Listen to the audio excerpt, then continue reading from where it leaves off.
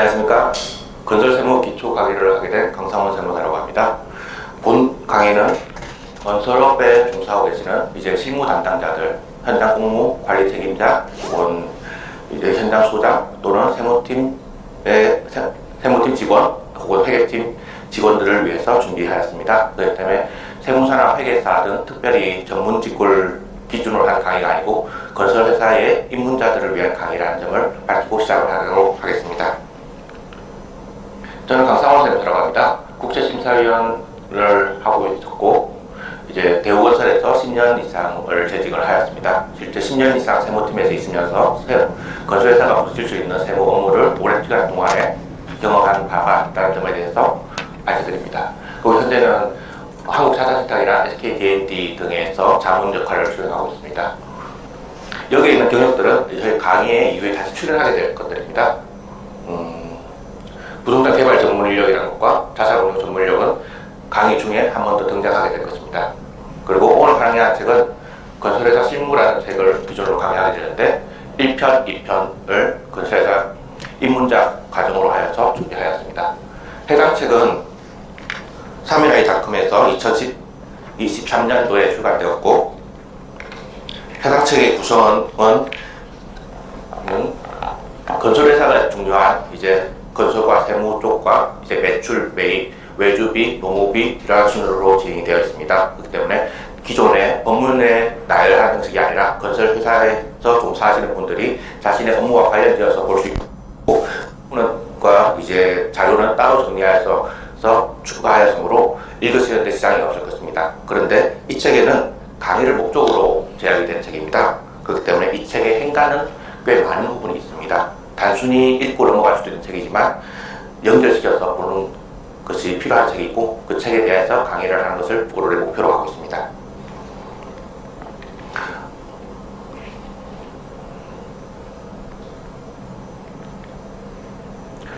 먼저 건설개발의 기초, 건설 관련해서 먼저 이야기를 드리고 그리고 세무회계의 기초에 대해서 말씀을 드릴 겁니다.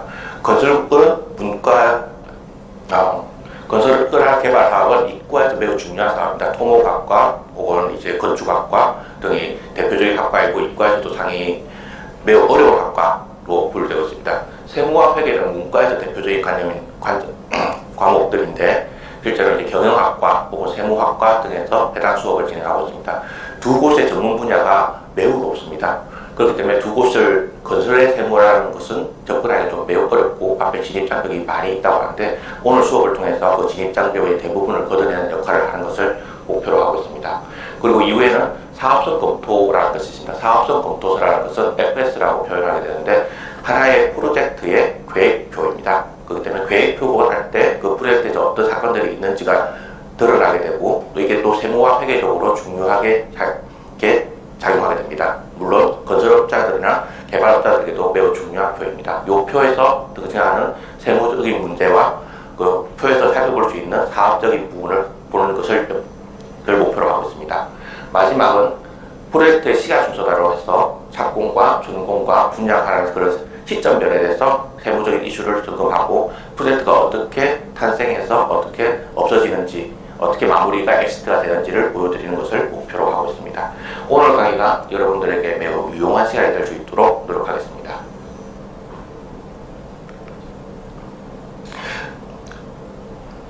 가장 중요한 점은 여러 분다 건설에 종사하거나 매매업에 종사하는 분들 혹은 세무사나 회계사님들 혹은 거기서 간평사나 설계사님들 그리고 정권회사나 저축은행들이 자신들이 그 역할에서 무엇을 하고 있는가를 인식하고 있는 점이 중요하다고 생각을 합니다. 실제 이 네 가지 부분은 업종이 다 다릅니다. 하지만 유기적으로 연결되어 있다라는 점입니다. 개발회사는 개발사업의 주체입니다. 그 사업의 손익이 마지막으로 귀결되는 것입니다. 그래서 개발사업이 진행됐을 때 잘 됐을 때는 가장 많은 이익을 남겨놓고 그것을 시행이익이라고 합니다. 그에 비해서 상대적으로 다른 참여자들은 개발사업의 주체는 아닙니다. 시공사는 건설회사는 시공이익을 먹게 됩니다. 시공이익은 상대적으로 정해져 있습니다. 물론 분양이 잘 됐을 때 공사비를 좀 올려받을 수 있거나 인센티브 조항이 있을 수 있다 하더라도 기본적으로 개발사업에서 내 주체는 개발회사, 즉 시행사라고 보셔야 됩니다. 그리고 정권회사가 있는데 정권회사가 홈트레이딩 시스템을 이용해서 주식을 사고 파는 회사가 정권회사의 역할이 아니죠. 실제 정권회사는 기업에게 돈을 빌려주고 그에 대한 이자를 받아서 자산을 불리는 역할을 하고 있는데 우리가 흔히 말하는 PF에서 대주단, 돈을 빌려주는 단체의 이제 대주단이 정권회사가 됩니다. 물론 정권회사는 저축은행이나 키움증권이라든가 다른 여러 개의 대주를 꾸려서 대주단이라는 걸 만들게 되고 그 대주단을 꾸리는 사를 주관사, 금융의 주관사라고 하게 되는데 그 주관사가 정권회사가 됩니다. 즉 정권회사는 PF를 빌려주는 역할을 하게 됩니다. 그리고 참여하고 있는 설계사, 세무사, 전문과학기술 지식업이라고 합니다. 물론 변호사도 있을 수 있고 회계사도 있을 수 있습니다. 여러 가지 조언과 자문이 필요하고 행정적인 절차가 필요하고 세법적인 신고가 필요하고 회계적인 감사가 필요할 때 이분들이 조력을 하게 됩니다. 그런데 이분들의 역할들이 구분되어 있지 않다라는 것을 인식해야 되는데 양대 축은 개발회사와 건설회사입니다. 그런데 개발회사는 땅을 사서 땅을 이쪽을 부시고 새로운 걸 지어서 다른 사람한테 즉 수분양자한테 판매하는 역할을 하게 됩니다. 즉 큰 분류는 매매업에 들어갑니다. 건설회사는 기존에 있던 건물을 철거하고 그리고 거기다 다른 건물을 신축합니다. 시멘트를 사고 노동자를 고용하고 그리고 외주업체들을 고용하고 자재, 중기 등을 임차해서 건물을 올리는 것이죠. 즉 재료와 인력을 투입해서 물건을 만듭니다. 큰 카테고리는 제조업에 들어갑니다. 정권회사는 당연히 금융업에 들어갑니다. 그리고 다른 이제 참여하는 전문가들은 전문과학기술 지식업에 들어갑니다. 하지만 이것이 개발사업이라는 부동산업에 연결되어 있다는 것에 대해서 가장 깊게 인식을 해야 됩니다. 세무사나 회계사가 본인이 전문과학기술 지식업을 하고 있다라고 생각하는 게 아니라 부동산업을 하고 있다는 걸 받아들여야 됩니다. 세무사들이 양도 상속할 때 그 양도 상속의 물건의 대부분은 부동산이죠. 그 부동산이 어떻게 움직이고 어떻게 탄생하고 어떻게 철거되는지가 세무사업에서 매우 중요한 역할을 차지할 거라 생각하고 본인의 마인드가 부동산업이라는 마인드를 가져야 된다고 생각을 합니다. 사업성 검토서는 개발회사의 사업성 검토서를 말합니다. 그 사업성 검토서는 다른 모든 참여자에게 매우 중요한 역할을 합니다. 사업성 검토가 잘못됐다. 그래서 필요한 비용이 나가지 않았다. 혹은 우발적인 비용이 발생되었다. 그럴 때 건설회사는 기성금을 못 받게 될 수 있습니다. 돈을 빌린 대주단은 대손해 위험을 떠안게 됩니다. 여기 사업성 검토서는 여기서도 보고 여기서도 봅니다. 오히려 사업성 검토를 더 잘 보는 사람들은 여기와 여기입니다. 개발회사는 프로젝트 하나당 법인 하나 정도를 운영하는 것을 기본으로 하고 있습니다. 결국 이 개발회사는 몇 번의 시행 사업을 해볼 수 있지만 건설회사는 수백 번, 수천 번의 시행 사업을 해봤습니다. 정권회사는 수백 개, 수천 개의 사업에 돈을 빌려줘 봤습니다. 노하우의 축적이 일어나는 곳은 건설회사와 정권회사일 것입니다. 사업의 주체이지만 이 사업을 끌고 가는 것은 건설회사다라는 인상을 가지시기 바랍니다. 실제로 건설회사에서 정권회사로 이직을 제일 많이 합니다. 돈은 여기가 빌리지만 이의 신용이 차입금액과 차입금 규모에 지대한 영향을 미치게 되고 정권회사는 건설회사를 상대로 돈을 얼마나 빌려줄까를 하는 계속적인 관계를 만들어가게 되죠.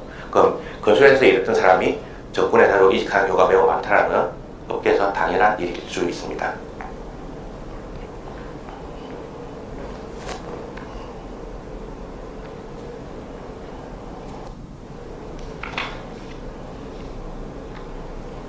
그래서 건설회사를 큰 형님이라고 하기도 하고 이후에 등장하게 됐지만 지주공동사업을 한다고 했을 때 누가 개발회사의 토지주의 진정한 파트너이냐라는 의미를 담고 있는데 건설회사 입장에서 지주공동사업은 지주와 건설회사가 하는 것을 지주공동사업이라고 합니다. 그러나 다른 곳에서 말하는 지주공동사업은 토지주와 보통 컨설팅 회사, 토지주와 신탁사 이런 식으로 들어올 수도 있습니다. 하지만 규모가 비슷해야지 공동사업이 된다는 점을 감안한다 그러면 우리나라에서 말하는 지주공동사업은 개발회사와 건설회사가 하는 공동사업으로 받아들여지는 것이 타당할 것 같습니다.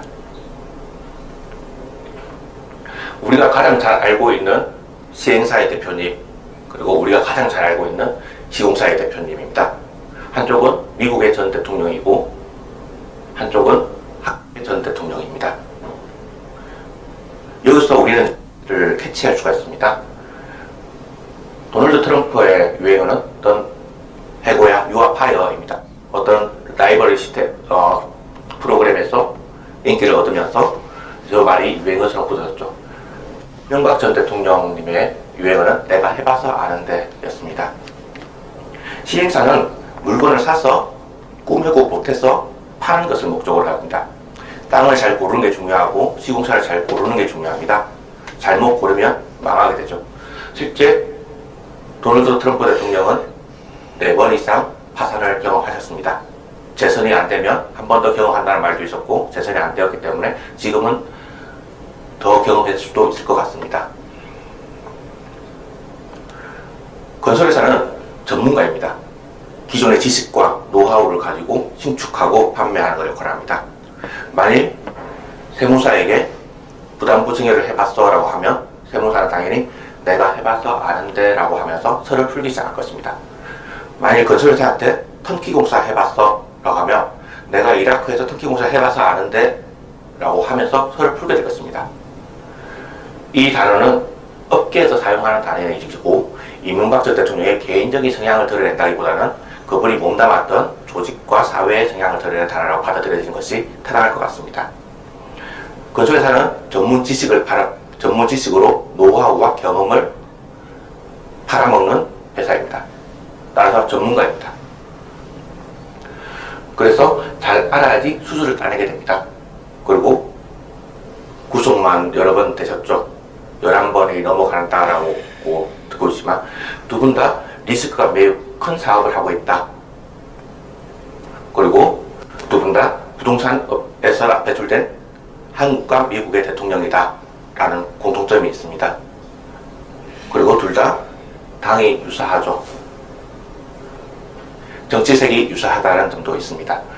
그리고 그러나 다른 점도 있습니다. 왜 미국은 시행사 대표가 대통령이 되었는데 왜 한국은 시공사 대표가 대통령이 되었을까?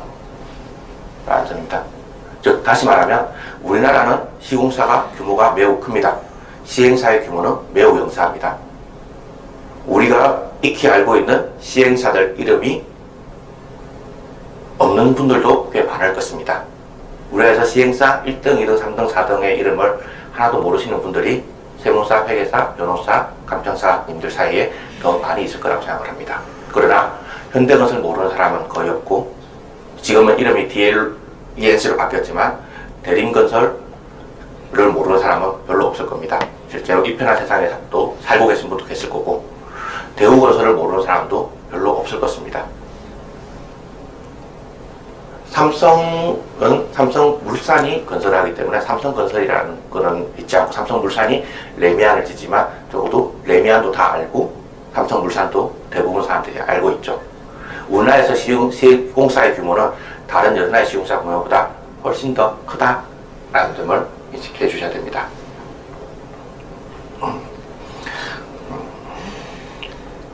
참고로 시행사는 이제 MDM이라든가 신영이라든가 피데스건 개발이라는 곳이 대한민국에서 꽤 이제 순위하는 시행사입니다. 그러나 시공사는 도급 능력 평가라는 게 있지만 시행사는 그런 평가 자체는 없습니다. 그러니까 올해 1등과 내년 1등이 달라질 수도 있는 급변하는 세상이고 시공사는 대부분 상위 계열 이제 1군 건설사라고 하기도 하고 이제 100위권 건설사라고 부르기도 하고처럼 단계가 있듯이 순위권이 그렇게 급변하게 바뀌지는 않죠.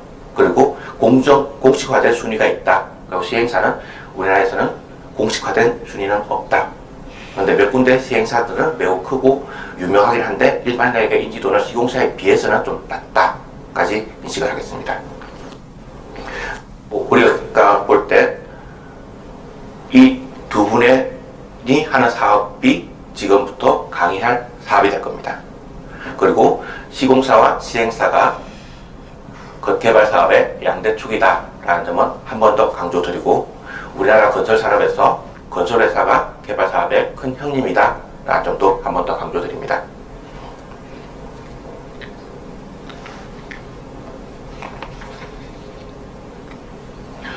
요거는 실제로 2020년도에 이제 건립이와 준공이 된 주상복합의 사업성 검토서입니다. 사업성 검토서는 이후에 세 번째 챕터에서 직접 다루게 되겠지만, 요거는 이거를 통해서 앞으로 우리가 가야 될 것에 대해서 감을 잡는 쪽으로 일을 진행하겠습니다. 에쿼티라는 것은 시행사의 자본금입니다. 시공사가 에쿼티라고 해도 시행사의 자본금을 이야기합니다. 증권회사가 에쿼티라고 해도 시행사의 자본금을 이야기합니다. 시행사의 자본금은 단적으로 말하면 토지비의 10%입니다. 즉 토지비의 계약금입니다. 즉 토지를 할 수 있는 계약만 체결을 했으면 그때부터 이제 다른 사람의 자금을 끌어서 시행사업을 하게 됩니다. 그 다른 사람의 자금이 가장 큰 게 PF입니다. PF 사태가 많이 있다, 증권회사의 PF가 무섭다, 저축은행 사태가 있었다, 은행이 망하는 적이 있었다 라는 점에 대해서는 저희가 신문기사로 많이 접했습니다. PF가 큽니다. 네. PF가 크다고 해봤자 분양가액의 45% 정도죠. 실제로 분양가가 훨씬 더 크죠. 그 말은 뭐냐 그러면, 우리나라처럼 선분양 제도를 채택하고 있는 나라에서 대부분의 자금 조달은 수분양자들이 한다는 겁니다.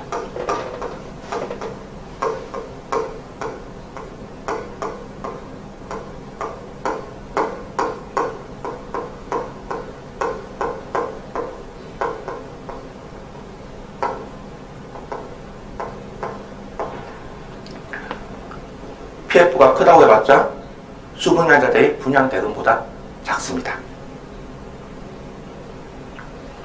그리고 토지비가 가장 크고 공사비가 그 다음 크고 나머지는 그렇게 큰 편은 아니다. 그렇기 때문에 개발 사업의 양대축이 시공사와 시행사가 되는 것입니다. 이것은 실제 FS에서는 요것만 있습니다. 그런데 재무와 회계 관점에서 해석을 하기 위해서 손익계산서 항목과 대차대비 항목으로 나누었습니다.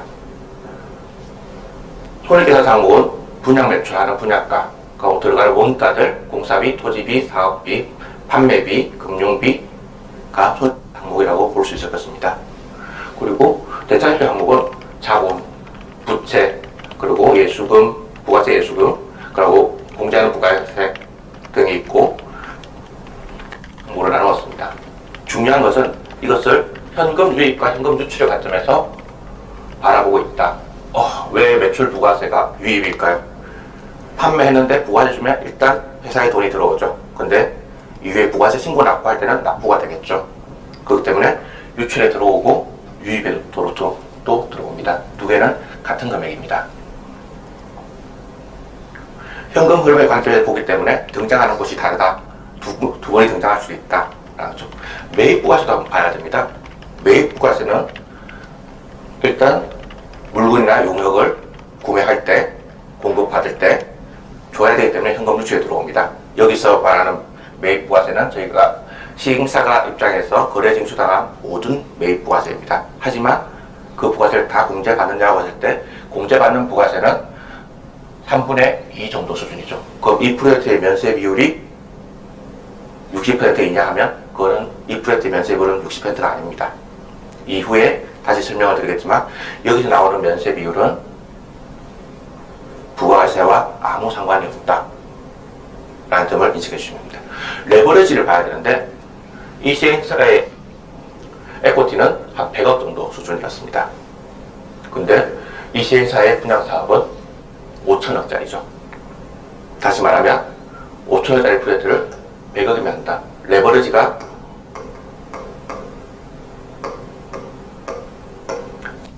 매우 큰 사업이다 라는 점을 인식해야 됩니다. 그리고 100억으로 900억을 남긴다. 이익은 매우 큽니다. 로또가 비교할 바가 아니죠.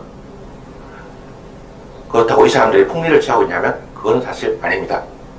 리스크가 매우 크고 높은 리스크에 높은 리턴이 따라오는 시장의 참여자에 불과하다고 점도 기억하셔야 됩니다. 시행사업은 목숨을 걸고 하는 사업이라는 말을 많이 합니다. 건설사도 자체 사업을 하는데 그때는 사업의 운명을 걸고 합니다.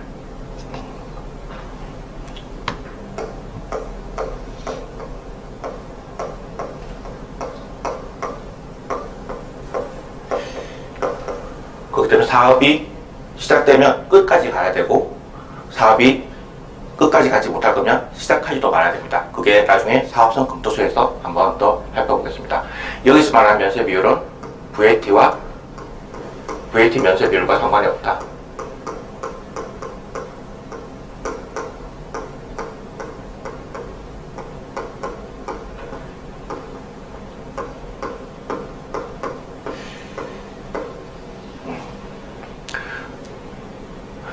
이후에 사업성 검토서에서 다시 보겠지만 여기에서는 사업성 검토서가 뭘 다루고 있는지 그리고 거기서 의미한 바가 뭔지를 파악하시는 것을 목적으로 하겠습니다.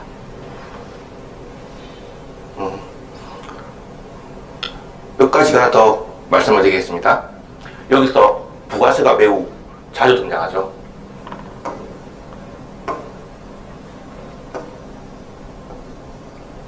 취득세도 등장합니다. 요약을 해서 그런데 토지비에는 여기 취득세가 있습니다.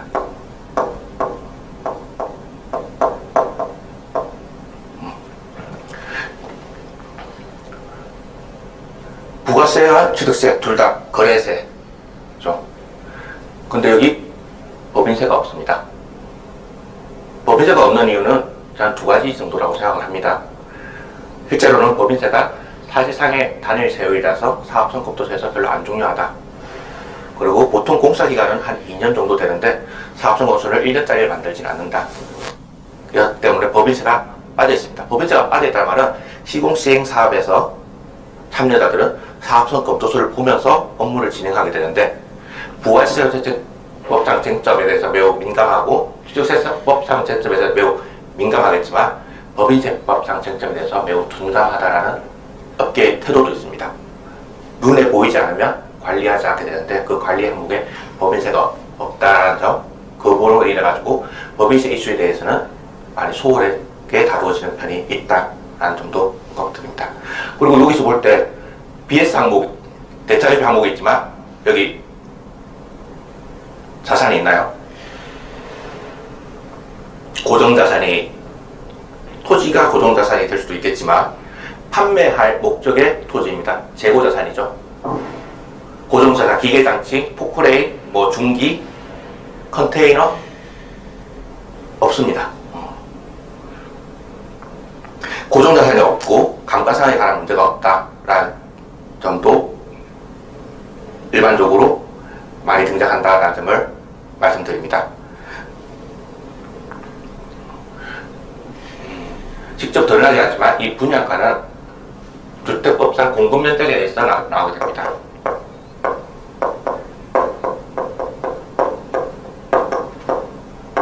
근데 공급면적은 용적률에